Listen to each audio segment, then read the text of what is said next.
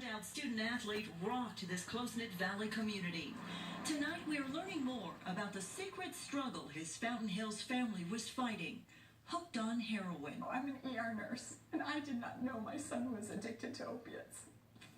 We first told you about Jacob DeGroote the night of his candlelight memorial just 3 days before Christmas. Well, tonight, his family is opening up for the first time about the addiction that tore them apart. Yeah, they're talking about their son's advice before he died and what they do differently to try and save him. Nicole Kreitz reporting tonight. He was my smart one. He was so smart. By all appearances, 20-year-old Jacob DeGroote was the picture of happiness. A handsome, sweet boy. All-star athlete, academic, smitten with his long-term girlfriend, working 2 jobs, well-liked. Just so personable and happy and polite. But these snapshots don't show the full picture. You would never know. Jacob didn't look like a junkie. He didn't want to be an addict. But he was. He wanted more than anything to get well. Mom, Mari DeGroote, is a nurse. Dad, Dave, is a pharmacist. And even though they're trained to look for signs in others, they didn't catch on to their son's addiction until he was already hooked. Somebody gave him a pill at school. It started with Mari finding pill bottles in Jacob's room. And the first time I saw aluminum foil with the black residue, that's when it really hit. Then I knew we had a huge problem. Heroin. All he could say is, I felt, That's all he could say, that it was just, And my brain just was quieted down.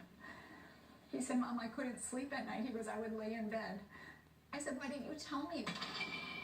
Then Jacob's older brother died in an accident on a fishing trip, and it got even worse. I was grieving for a child that I was trying to save. I told Jake, I cried to him. I said, please, I can't lose you too.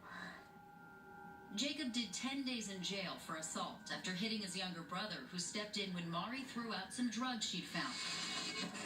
It was a devastating spiral from junior to senior year.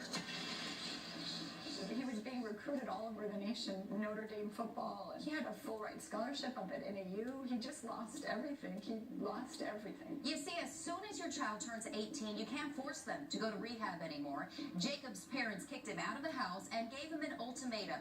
He spent 3 days living out here in the desert before he finally broke. And he finally called and said, I'm ready to go. Jacob relapsed in the first 24 hours out. They got him back in, and after 5 full months in treatment, things were turning around. And he wrote me some wonderful letters when he was in rehab, and how much he loved me, and how he's trying so hard, and he wants so much to be well and come home and be part of the family again. The night Jacob got out of rehab, he accidentally overdosed. Not on heroin. He doubled up on his prescribed sleeping and anxiety meds. Mari hopes sharing their heartache sparks awareness, and she'll share with anyone who will listen her son's advice before he died. And he just cried, and that's what he said. I wish I had never taken that first pill. He goes, I never thought I would become addicted. I thought I could be smarter than the pills. The pull of addiction, stronger than just willpower alone. We should have just pulled him out his senior year and just checked him into rehab when he was 17. Mari says you have to do more than hope for change. You have to take immediate action. Who cares about football his senior year? Who cares about scholarships? Who cares about going to college right now? We need to get Jacob well. And that's where we went wrong. We saw a problem, and we were just hoping it would get better. But it doesn't, it won't. Without help. Pictures all they're left with now of the memories and unfulfilled promises, a bright future extinguished by addiction. Nicole Kreitz, 3TV. It is so powerful. Addiction.